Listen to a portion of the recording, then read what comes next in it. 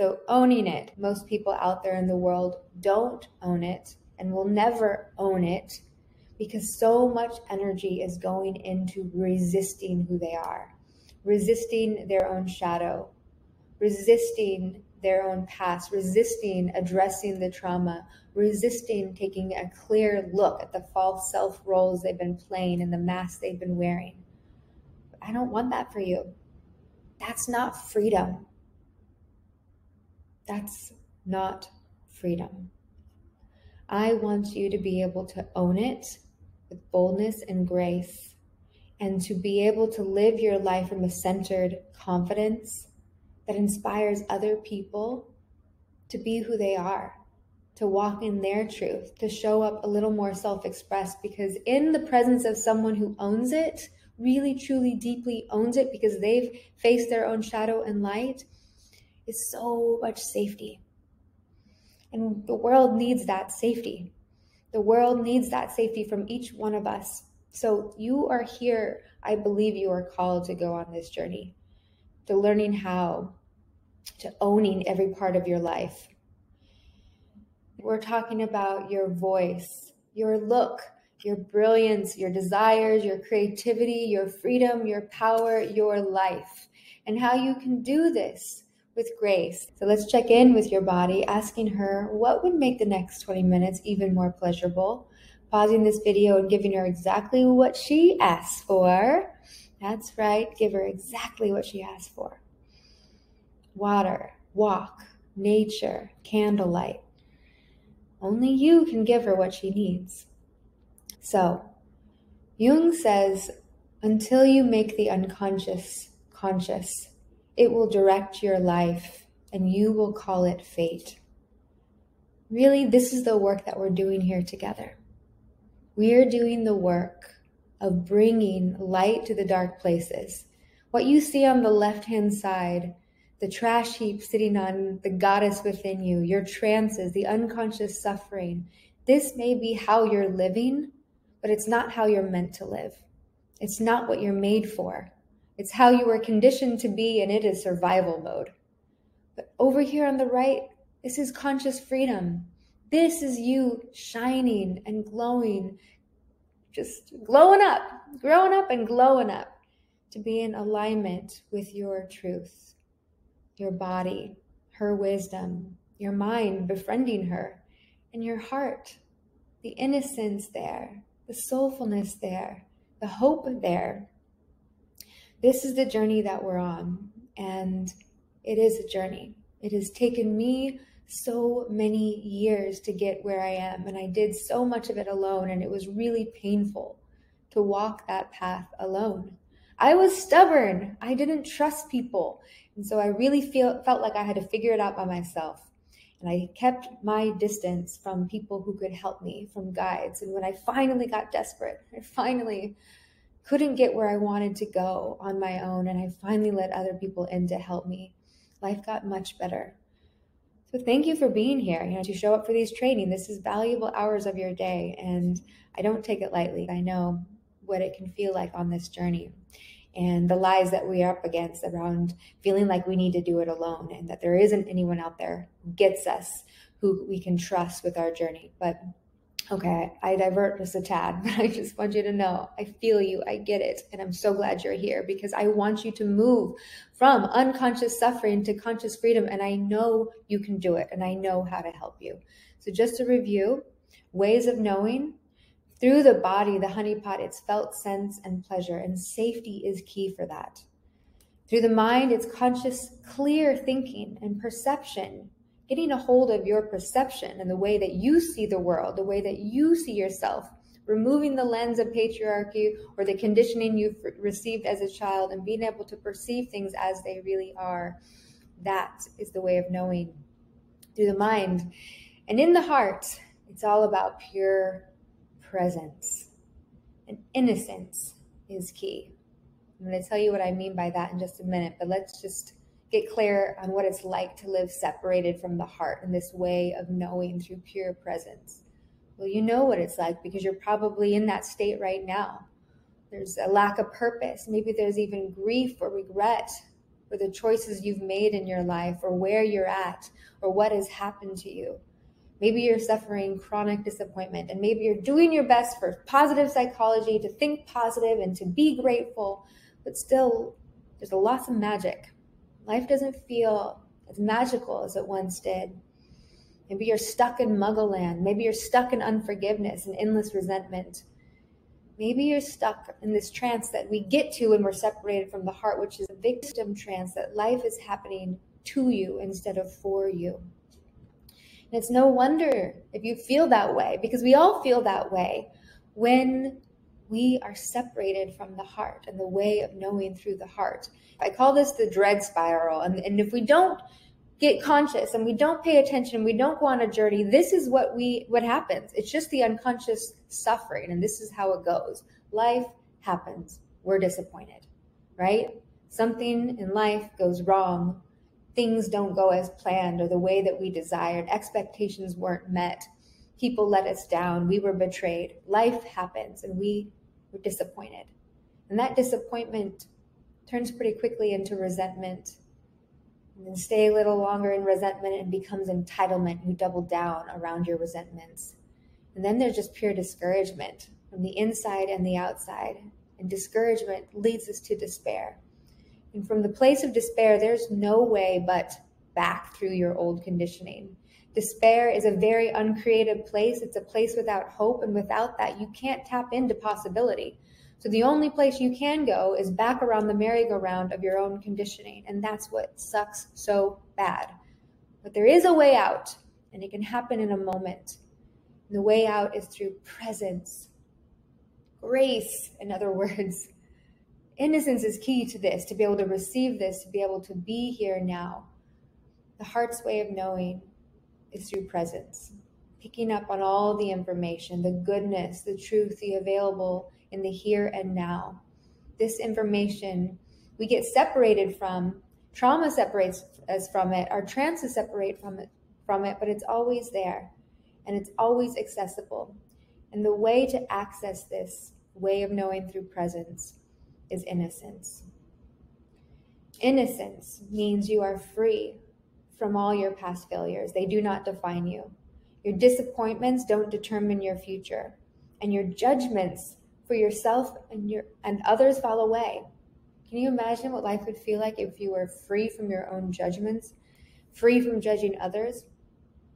In a place of innocence, you can see each day with fresh eyes, and you can relate to the world from a place of wonder instead of anxiety.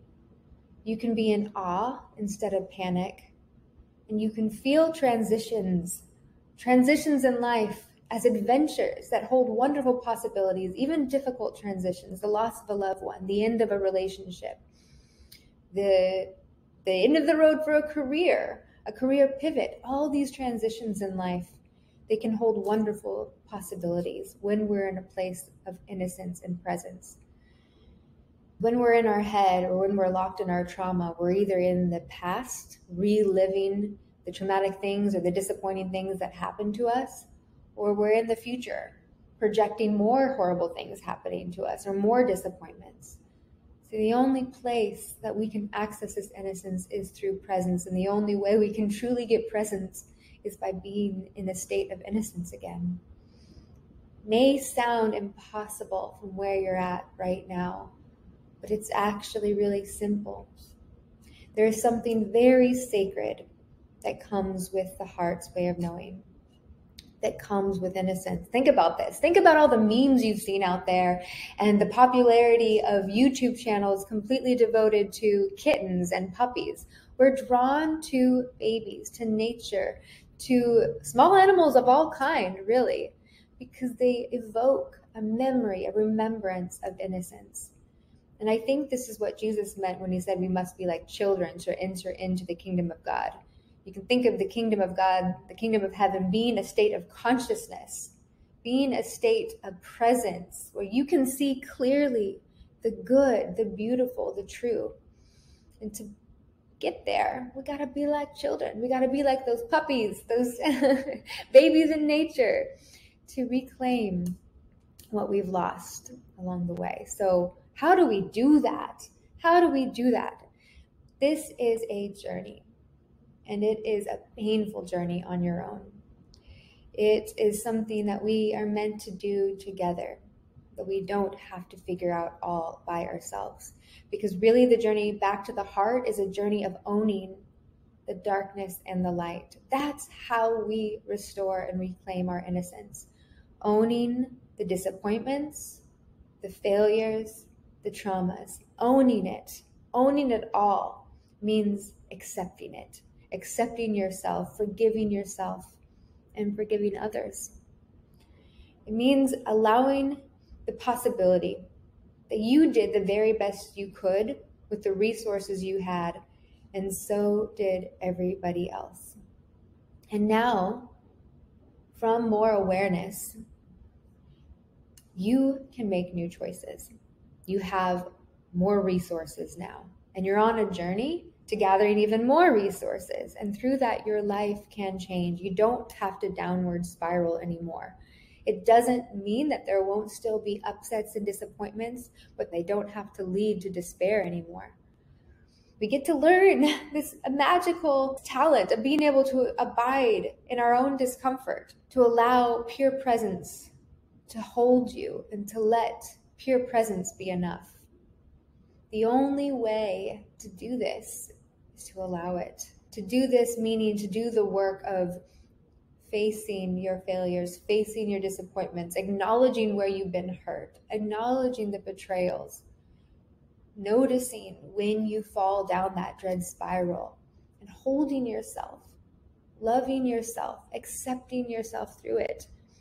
One of my favorite phrases, it's so empowering to me, and I give it to all my clients, is just 3 words. It's, I allow it. I allow it. When you say these 3 words, it automatically takes you out of victim mode, because life is not happening to you.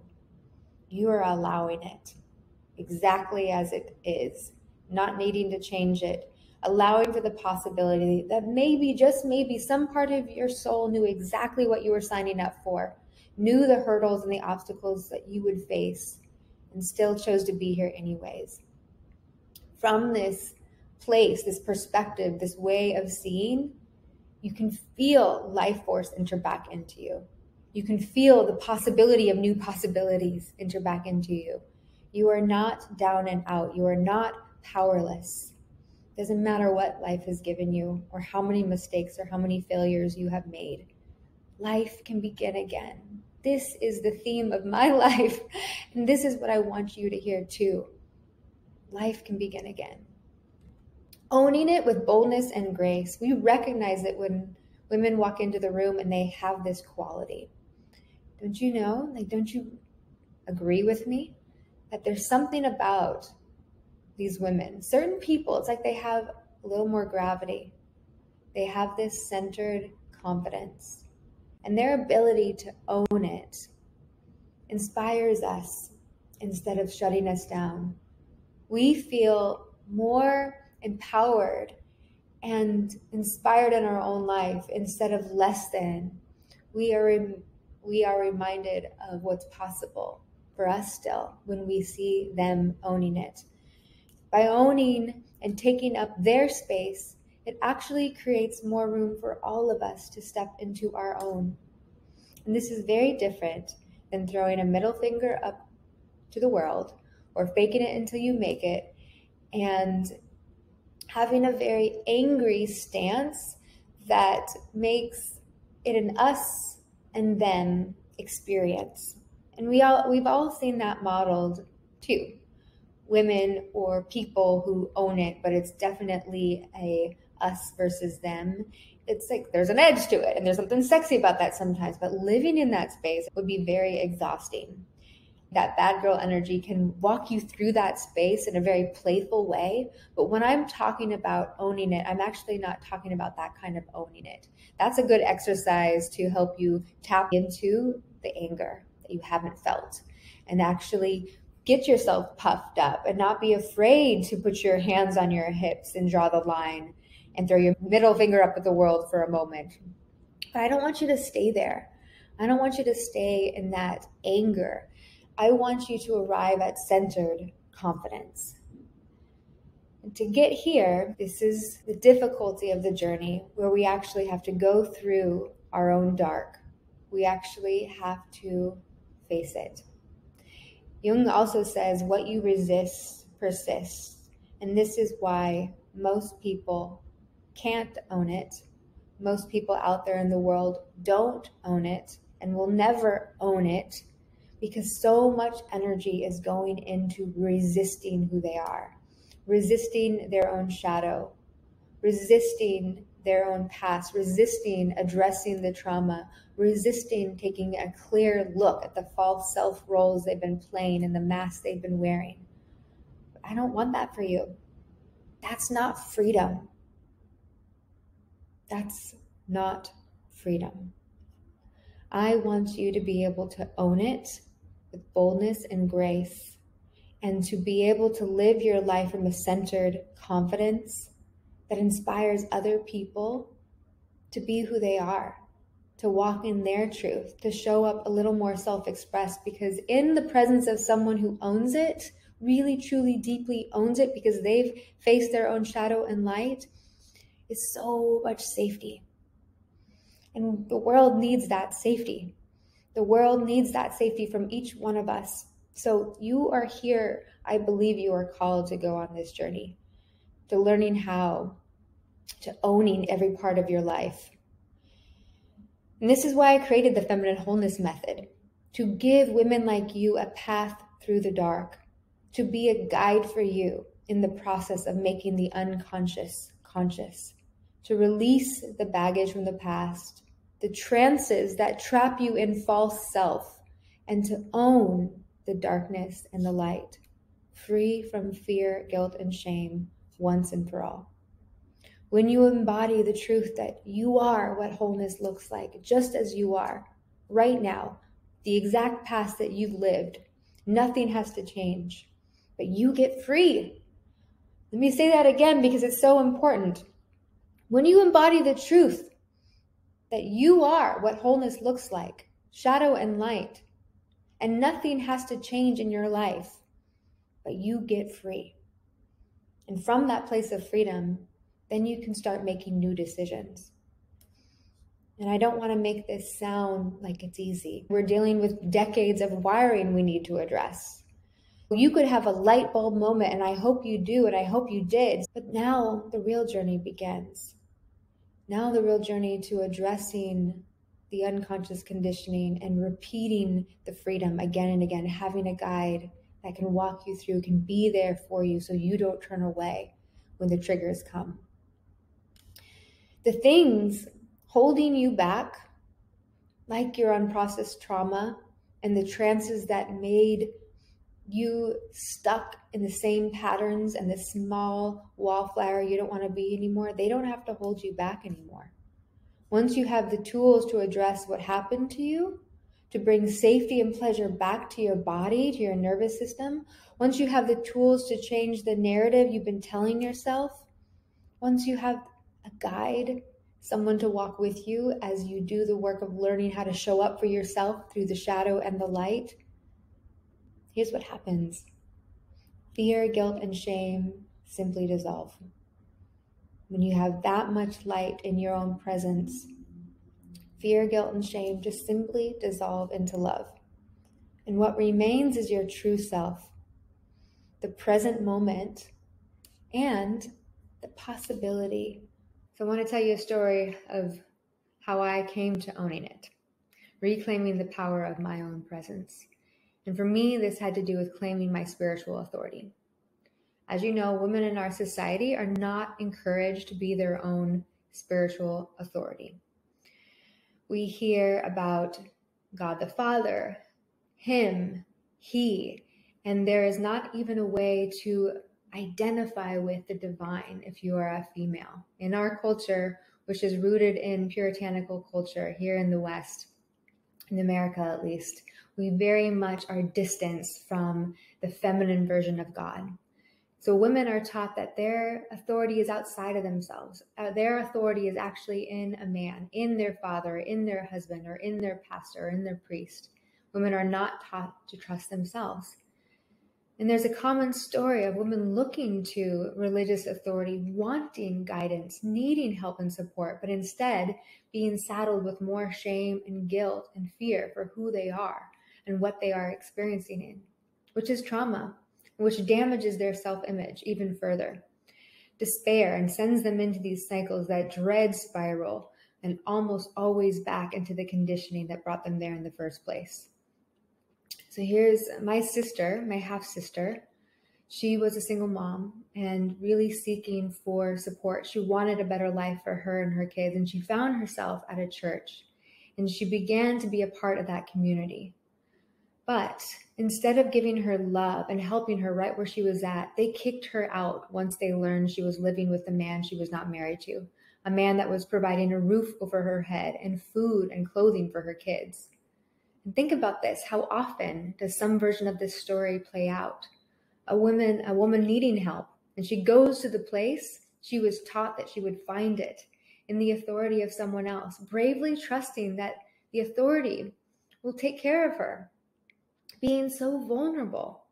But instead, she is met with judgment instead of loved, pushed out instead of welcomed in. And this experience, compounded with all the other trauma and disappointment in a woman's life, further separates her from her heart. Without a pathway to restoring innocence, she will not be able to own the power of her own presence. She will go into that dread spiral of discouragement, of resentment, of self-judgment, of despair. My story wasn't as dramatic as my sister's, but I still had my own pain. I was an imperfect Christian woman who went on a journey of accepting all of her darkness and her light to reclaim her pleasure, to redefine her faith to include the divine feminine, and to reimagine an image of the good Christian woman that could include her. The cost for me was belonging, it was community, it was relationships. But what I gained was so much more. Owning my whole story, my past, my desires meant learning how to trust myself, to trust that God spoke to me in unique ways, and a true sense of self that belonged to me, a sense of my own sovereignty, I eventually achieved.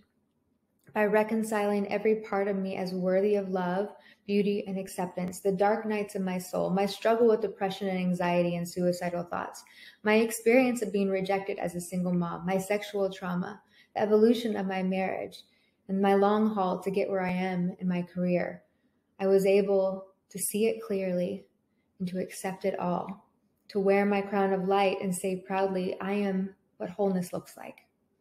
I am wounded and I am whole. I am goofy and I am glamorous. I am sensual and I am spiritual. I am at times incredibly insecure and other times powerful. I am a mom and a sex bomb. And because I've gone on that journey of reclaiming every part of me, I now can help other women do the same, so they too can experience sacred self-belonging. And from that place, own the power of their presence and connect deeply to others and co-create a beautiful life. When we release the unconscious conditioning to be liked and accepted by everybody, especially authority figures, your church, your family, your boss, we gain the ability to own it with boldness and grace. Let's recap the journey we've been on because it's been a big one. We began by reclaiming pleasure and addressing the trauma, the need to address the trauma, to go into the body, to clear the trauma. Then we moved to examining what's in our mind, reclaiming clarity there, the power of our own perception, to wake from the trances that are keeping us small and stuck, and to be able to reimagine the kind of woman we really want to be. Now we're here. The work of reclaiming our presence, owning our darkness, owning our light, owning it all. I want to share a quote by Sue Monk Kidd, because this really spoke to me and the women that I am called to work with. If this is you, you'll know it. You'll know it. It'll ring very true to your heart. She says, I was standing on the shifting ground of midlife, having come upon that time in life when one is summoned to an inner transformation, to a crossing over from one identity to another, When change winds swirl through our lives, especially at midlife, they often call us to undertake a new passage of the spiritual journey, that of confronting the lost self, our true self. They call us to come home to ourselves, to become who we really are. Coming home to yourself. This is the work that we're doing. This is freedom. Remember, your pleasure is your wholeness. Your wholeness is your power. Your power is your freedom. To recap today's training, it's the heart, the way of knowing through presence. This is about you owning your life, your whole life, darkness and light. And when you do that, you get free. You and the world get to enjoy the real you, the whole you. I want to know, what would owning it in your life look like? Can you even imagine? Can you even see her? What's one thing that would become possible for you if tomorrow you woke up and you just fully owned it? I can't wait to read your comments.